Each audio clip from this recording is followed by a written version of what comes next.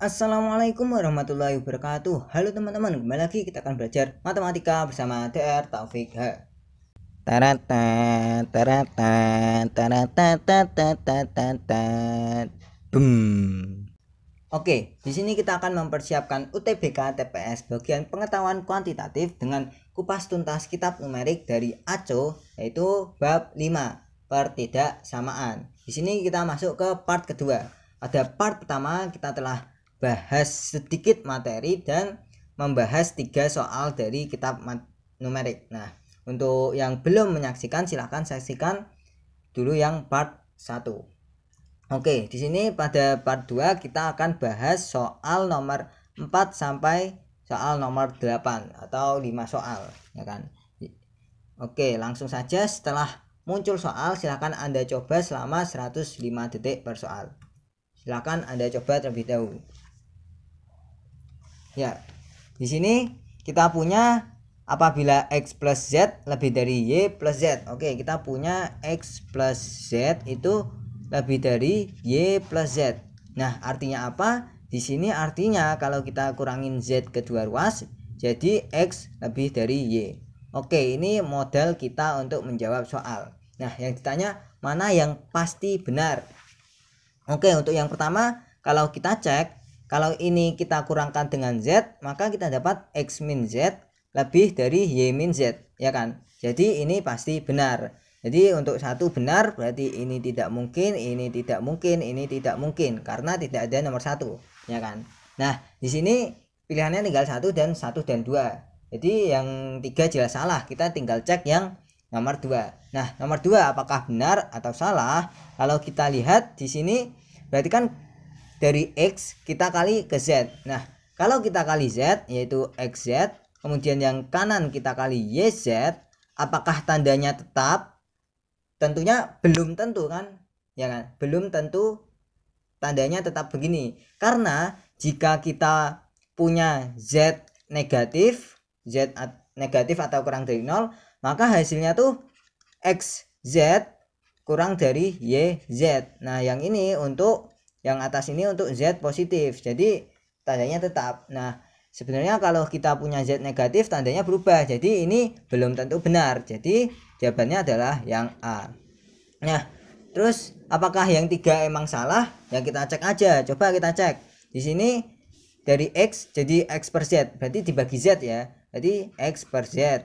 Terus yang ini juga jadi kalau ini dibagi Z, ini juga dibagi Z, berarti Y per Z. Nah, tandanya seperti yang nomor 2 itu bisa saja berubah ketika Z negatif atau kurang dari 0. Jadi itu tandanya nggak akan selalu gini. Jadi ini tidak selalu benar. Nah, jadi kita udah punya cuma satu yang pasti benar. Jawabannya yang A. Oke, lanjut ke soal nomor 5. Silakan Anda coba. Oke, mari kita bahas. Di sini kalau kita lihat di sini tidak ada pertidaksamaan ya. Mungkin ini salah masukin bab ya, tapi tidak apa, kita bahas saja. Di sini ada mutlak X.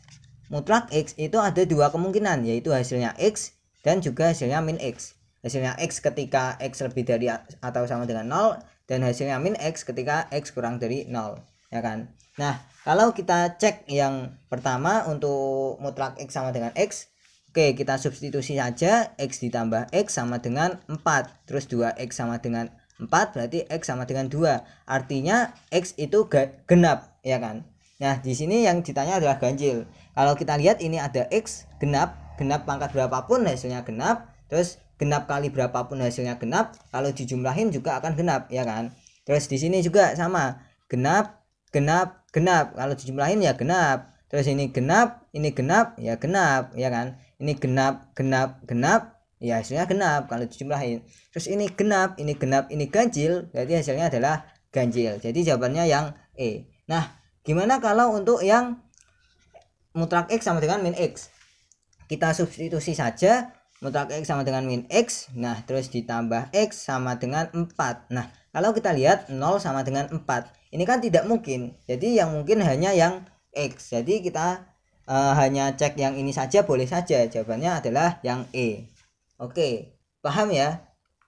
Lanjut ke soal nomor 6. Silahkan Anda coba. Ya, mari kita bahas. Di sini kita punya X kurang dari Y kurang dari min 1. Padahal min 1 itu kurang dari 0, ya kan? Artinya apa? Di sini kalau Y kurang dari min 1 berarti juga kurang dari 0. Berarti ini negatif, ya kan? Begitu juga yang X. Yang X juga negatif.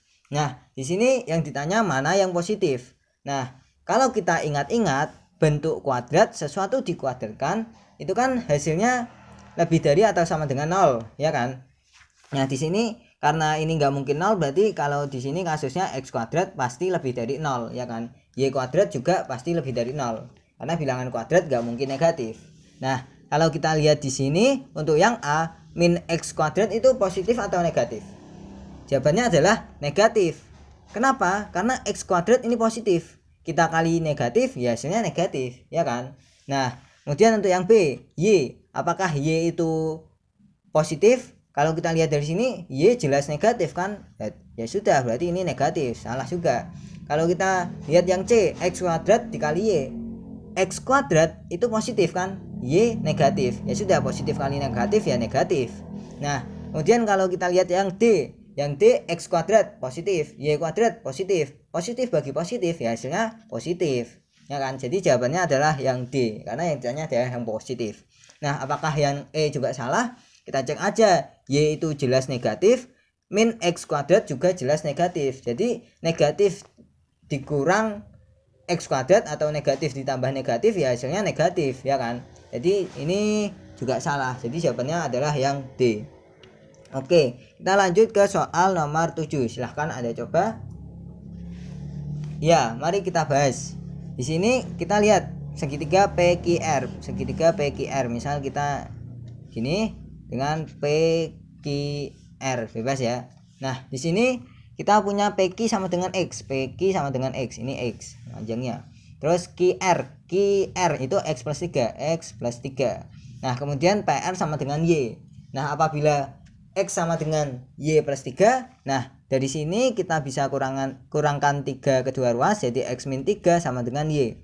Jadi PR itu sama dengan Y sama dengan X min 3. PR ini X min 3. Kenapa kita buat X min 3? Ya biar sama semua. Ini X, ini X, ini X, ya kan?